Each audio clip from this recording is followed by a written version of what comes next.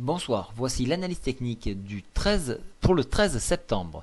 Alors aujourd'hui, ça y est, l'Allemagne a voté donc le MES, mais attention, elle a mis des vétos, hein. Il y a des barèmes à ne pas dépasser, notamment 190 milliards.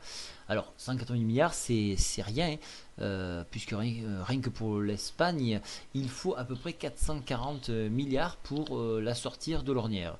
Donc en fait, elle a dit oui, mais non, puisqu'il faudra son approbation pour aller au-delà.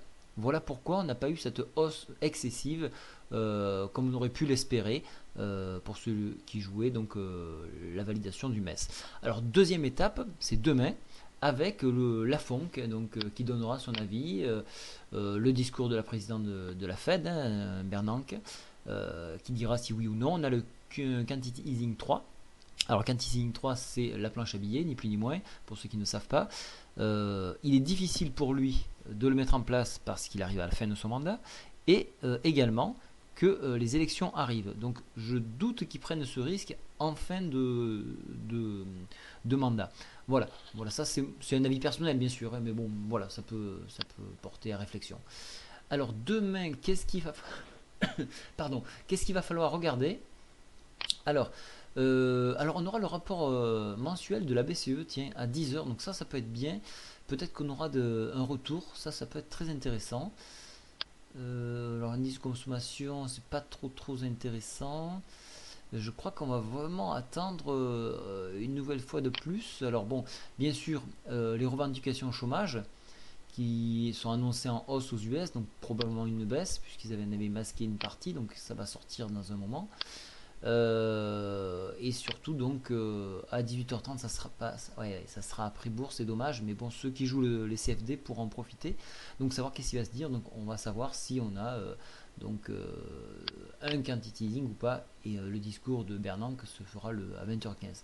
Donc la FONC donnera son rapport, la Fed décidera à 20h15. Donc demain on se basera à 14h30 sur les revendications chômage. On passe tout de suite à l'analyse technique.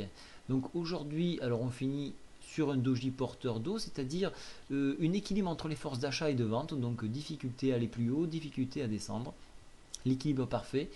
On se retrouve exactement sur l'oblique que je vous avais tracé, donc le débordement mènerait donc au contact ici des 3588, par extension 3596 et la médiane de la fourchette d'Andrews.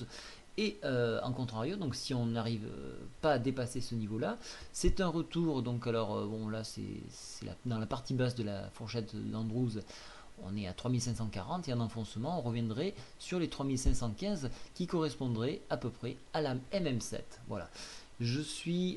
Pour moi, donc comme je l'ai laissé sous-entendre, je ne pense pas qu'il y aura de quantity easing. Une spéculation peut-être par rapport à ça, donc peut-être une hausse en ouverture, une hausse qui me permettrait de repartir donc à la baisse pour mon cas.